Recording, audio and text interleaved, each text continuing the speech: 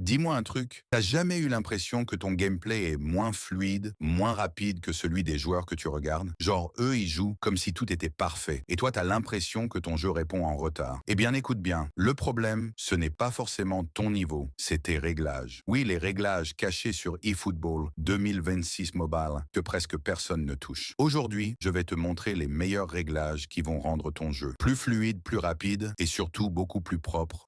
Si tu aimes le contenu eFootball, si tu veux vraiment progresser et mieux comprendre le jeu, pense à t'abonner, à liker la vidéo et à partager autour de toi. Ça aide énormément la chaîne et ça me permet de continuer à vous proposer ce genre de contenu.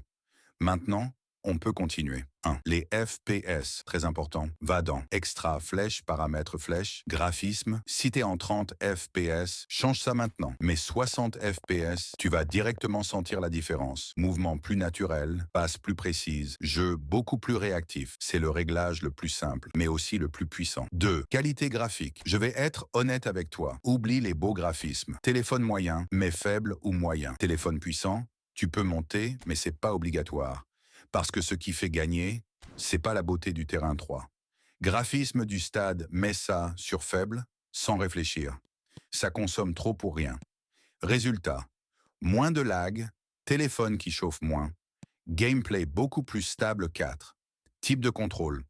Tu as deux options, toucher et effleurer. Manette virtuelle prend manette virtuelle. C'est beaucoup plus fiable, surtout dans les moments chauds. 5. Joystick directionnel mais fixe. Pourquoi? Parce que ton doigt reste au même endroit, égale plus de précision. Avec les autres modes, ton joueur peut partir n'importe où si ton doigt le glisse. 6. Commande intelligente. Sur le papier, ça a l'air bien. Mais en vrai, ça détruit tes actions.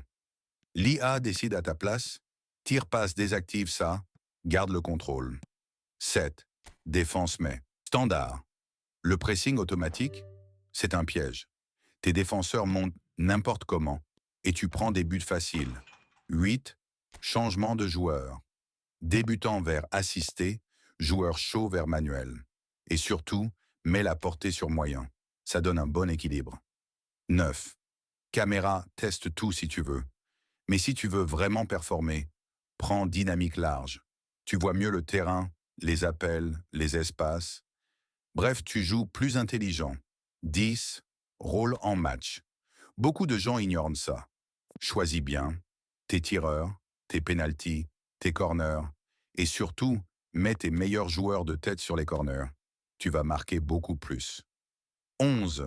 Support automatique. Honnêtement, désactive tout, hors-jeu auto, attaque/défense auto, remplacement auto. Pourquoi? Parce que l'IA fait souvent n'importe quoi au pire moment. Bonus, badge.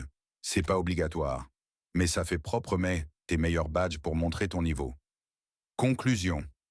Si tu appliques tout ça, ton jeu va devenir plus fluide, plus rapide, plus précis. Et là, tu vas commencer à dominer vraiment.